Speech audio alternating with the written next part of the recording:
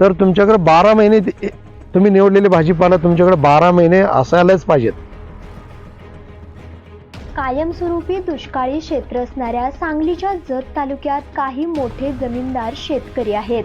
यापैकीच कृषीभूषण पुरस्कारानं सन्मानित शशिकांत शिवाजीराव काळगी यांची 300 एकर शेतजमीन असून ते वर्षाला 8 कोटींचं उत्पन्न घेत आहेत. पाहुयात कोरड्या हवामानास देणगी मानून 80हून अधिक एकर बागायत पिकवणाऱ्या शशिकांत काळगी यांची प्रतिक्रिया. मी शशिकांत शिवाजी काळगी, राहणार रामपूर तालुका जत, जिल्हा सांगली. मी 2012 मध्ये मी नवीन शेतीमध्ये पडत असताना शिमला मिरचीचं एक पीक निवडलं. त्यावेळी मी फक्त त्याला खर्च जास्त आहे म्हणताना ते अर्धा एकरपासून सुरुवात केलं. शेतकरी मित्रांनो, आज ती माझ्याकडं वर्षाला 40 ते 45 एकर मिरची मी करत असतो. तो टप्प्याटप्प्यानं सुरुवातीला जूनच्या मृग नक्षत्राच्या मुहूर्तावर 7 जूनला माझी मिरचीची लागण सुरू होते. ते पार 26 जानेवारीपर्यंत मिरचीची लागण टप्प्याटप्प्यानं दर 30-35 दिवसाच्या टप्प्यानं माझ्याकडं 4 acre, 5 acre, 10 acre, 4 acre, 5 acre असं टप्पे करून मी 40 एकराचं मिरची करतोय. आणि त्याच्यामधून जवळजवळ 800 ते 850 टन मी मिरचीचं उत्पादन घेतो. मित्रांनो, व्यवसायदृष्ट्या बघायला गेलं तर आपणाला आमचं दुष्काळ भाग असल्यामुळं ह्या जत तालुक्यात दुष्काळाला मी आमचं हे समजतो, म्हणजे देणगी समजतो.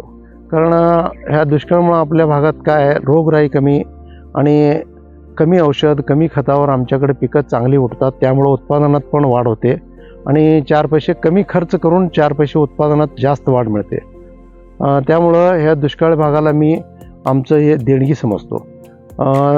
त्या अनुषंगानं मी शेती करत असताना ही पिकं का निवडलं, म्हणजे इकडं आमच्याकडं जत तालुक्यात ऊन पण कमी असते. म्हणजे आमचं जत तालुका किती दुष्काळ असला तरी 40 किंवा 40.5च्या वर कधी टेम्परेचर जात नाही. त्यामुळे उन्हाळ्यातली पिकं पण इथं चांगल्या पद्धतीने येतात.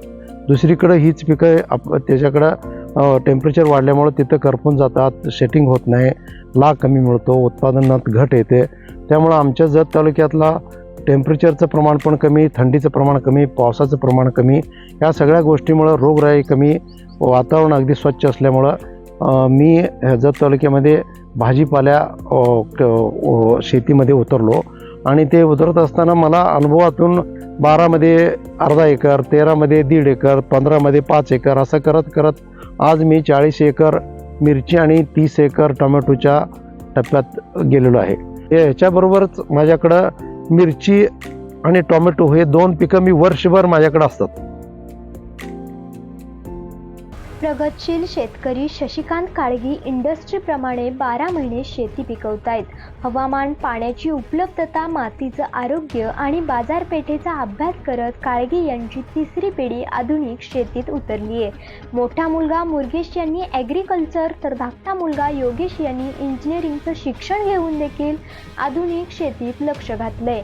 कृषी सल्लागारांच्या मार्गदर्शनासह 2 व्यवस्थापक आणि 70 कामगारांना 12 महिन्यांसाठी रोजगार देत शशिकांत काळगी यांनी शेतकऱ्यांसमोर आदर्श निर्माण केलाय. लोकल 18साठी सांगलीहून प्रीती.